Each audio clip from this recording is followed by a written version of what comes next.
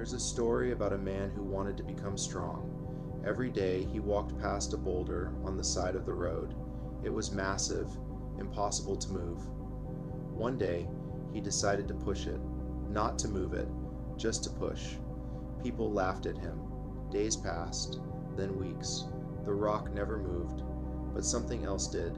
His body changed, his mind sharpened, his will became unbreakable, and one day he realized the point was never the rock. It was who he was becoming every time he showed up. Discipline works the same way. You think it's about forcing yourself to do hard things, about suffering, about grinding every day. But real discipline is quieter than that. It's not loud, it doesn't need motivation.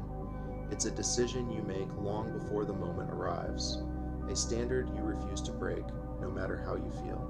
Right now, most people wait until they feel ready. They wait for motivation, for the perfect moment, for the right mood.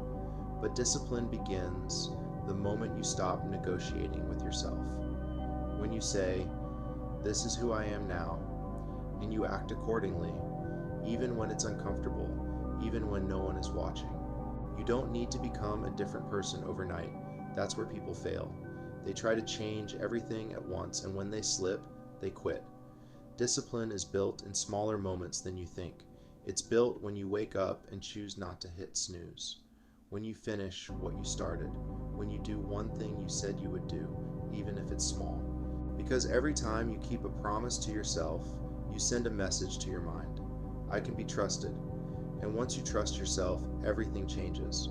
You have to understand, your mind is always watching. It notices when you give in.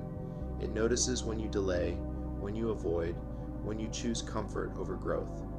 And slowly, it builds a pattern, not of who you want to be, but of who you repeatedly prove yourself to be.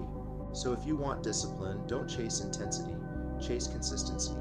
Lower the bar if you have to, but never lower your standard of showing up. Even on your worst days, do something, even if it's 5 minutes, because discipline isn't built in perfect days. It's built in the days when you don't feel like it, and you show up anyway.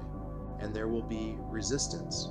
That voice in your head will tell you it's okay to skip, to rest, to start tomorrow.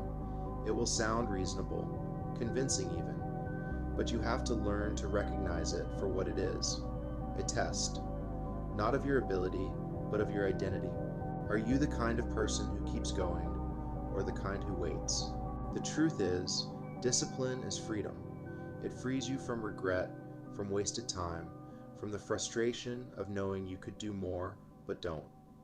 It gives you control over your life, one decision at a time. So start small. Decide one thing you will do every day and protect it. Treat it like it matters, because it does, not because of the action itself, but because of what it represents. You are building someone quietly, daily, repeatedly, and one day, just like the man and the boulder, you'll look back and realize the work didn't just change your results, it changed you.